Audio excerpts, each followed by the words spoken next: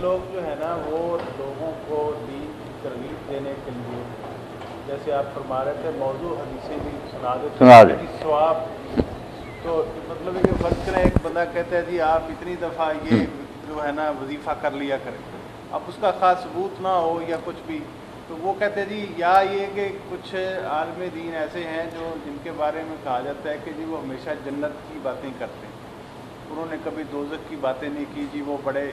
تو وہ ان سے پوچھا گیا کہ جی آپ یہ کیوں کرتے ہیں، تو وہ کہتے ہیں جی اس لیے کہ لوگوں کو جنت کا شوق پیدا ہو، اس لیے وہ بڑے بڑے اس کے لیے بھی ایسے ایسے اجر بتا دیتے ہیں چھوٹے چھوٹے عملوں کے بھی، کہ لوگ کہتے ہیں مثلا یہ حدیث جو ابھی پچھلے دنوں ٹی وی پہ بھی مولانا آئی تھی، سنائے نا، ایک آدمی کے 99 دفتر ہوں گے بدیوں کے، تو جب وہ اس کا کھولا جائے گا تو اللہ تعالیٰ فرمائیں گے بھئی ایک جو ہے نا تیرے پاس ہماری نیکی بھی ہمارے پاس پڑی ہوئی ہے، وہ ذرا آپ تمہیں دیتے ہیں۔ اس نے کہا اللہ میاں اب مجھے کیا دے گا، 99 دفتر میرے بھرے ہوئے پڑے ہیں، اب تو اللہ تعالیٰ کہیں گے کہ یہ جو ہے نا اشہد ان لا الہ الا اللہ وحدہ لا شریک لہ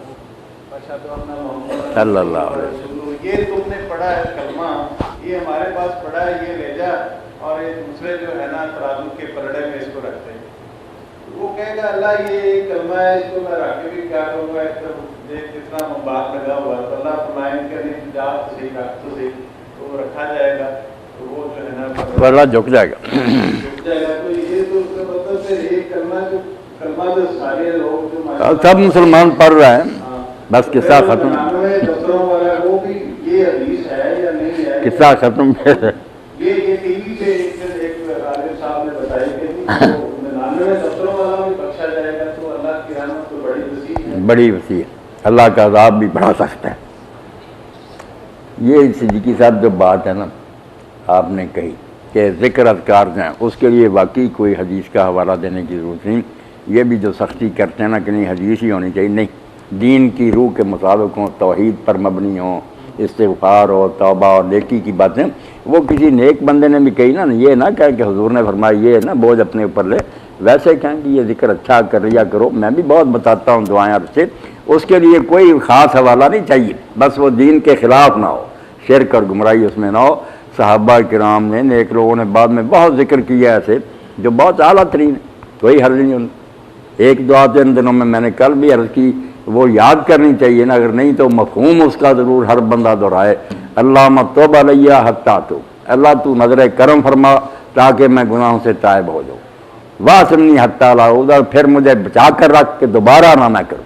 پہلے کرم فرما کہ میں توبہ کر لوں، اور بعد میں پھر یہ کرم فرما کہ مجھے میری حفاظت کرنا کہ میں دوبارہ نہ پھر واپس لوٹ جاؤں، پھر گناہوں سے رکائے۔ کتنی چھوٹی سی بات،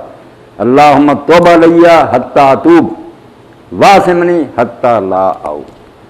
اسی طرح ایک اور پیاری دعا کی ایسے کہہ دے آدمی، یا من یقبل الکثیر و یعفو عن الکثیر، اے وہ اللہ جو معمولی سی نیکی کو قبول کر لیتا اور اس کا بہت اجر لیتا، اور بڑے بڑے گناہ جو ہم سے درگزر فرماتا، اقبل من الکثیر، مجھ سے بھی یہ حقیر سی نیکی قبول فرما، واعف عن الکثیر، اور بہت سے جو میرے جرم درگزر فرما۔ تو دعاؤں کے لیے کوئی نہیں پابندی کہ وہ قرآن حدیث میں لکھی ہو، قرآن حدیث کے خلاف نہ ہو، شرک گمراہی نہ ہو۔ دوسری بات جو ہے نا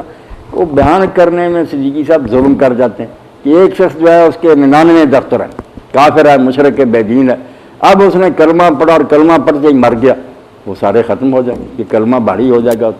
اس کا نمونہ دیکھیں کہ حضرت ابو ہریرہ رضی اللہ عنہ کہتے تھے، لوگوں سے پوچھتے تھے کہ وہ آدمی بتاؤ جس نے اللہ کے سامنے ایک سجدہ نہیں کیا اور جنت میں چلا گیا۔ یہ ہے خوش قسمتی کی بات۔ وہ اسیرم تھا، یہودی تھا، بنو عبدالاشر سے تھا۔ جب رسول کریم علیہ السلام جنگ احد کے لیے تشریف لے گئے تو وہ آیا اپنے محلے میں، دیکھا باقی لوگ اسلام لے آئے تھے، یہ اسی حیث بحث میں تھا کہ اسلام لاؤں یا نہ لاؤں، سوچ بچار میں تھا۔ اس نے عورتوں سے پوچھا کہ وہ مرد کہاں گئے، انہوں نے کہا وہ تو رسول اللہ کی مدد کے لیے چلے گیا، کلمہ پڑھ لیا۔ تو اس نے اپنے دل میں فیصلہ کیا کہ کب تک میں اس بات میں پھنسا رہوں گا، یار فیصلہ کرنا چاہیے۔ نہ نبی علیہ السلام سے ملا، نہ قبیلے کے کسی آدمی سے ملا، جا کر جہاد میں شریک ہو گیا اور شہید ہو گیا۔ بعد میں جب لاش دیکھی گئی تو پوچھا گیا، کچھ جان باقی تھی، قبیلے کے لوگوں نے پوچھا، رمق تھی کہ تو سیرم گیا کہاں؟ اس نے کہا یار میں کلمہ پڑھ گیا تھا اور میں نے حضور کی مدد کے لیے یہاں آ گیا، جان دے دی. تو وہاں پھر کہا گیا کہ اس نے ایک سجدہ نہیں کیا، نماز کا وقت ہی نہیں آیا، جنت میں چلا گیا. نہرو عشق بھی کے دریں دشتے بے کراں گامے میں رفتہ ہے بمندر رسید. کبھی ایک قدم ہی نہیں اٹھاتا آدمی، منزل تک پہنچ جاتا، اور کبھی ساری عمر کوششیں کرتا، وہ بھی حدیث پاک میں کہ جنت سے صرف اتنا دور رہ گیا ہوتا، مگر بدقسمتی آتی ہے، برے کاموں کی طرف چلا جاتا، جہنمی ہو جاتا. ایک دوزخ سے اتنا رہ گیا ہوتا، آخر میں خوش قسمتی کوئی نصیحت اثر کر گئی، تائب ہو گیا. تو یہ باتیں ان کی جو بے ایمان تھے، کافر تھے، کلمہ پڑھ لیا ٹھیک ہے، کلمہ وزنی ہے، ان سارے کفر کے زمانے کے سارے گناہ معاف ہو جاتے ہیں. یہ اسلام لانے کے بعد کی باتیں نہیں کہ مسلمان ہو کر بھی وہ یہی بدماشیاں کرتے رہے. کلمہ انہوں نے صدیقی صاحب کیا پڑھا؟ جب اللہ کو حاکم مانا، رسول کو رہبر، اور پھر نافرمانیاں کرتے رہے، وہ کیا کلمہ؟ وہ تو اپنے اقرار سے بھاگی. تو صحیح تشریح کرنی چاہیے، ورنہ لوگ گمراہ ہی ہو جائیں گے نا یہ باتیں سن کر کہ کلمہ تو سب ہی پڑھ رہے ہیں.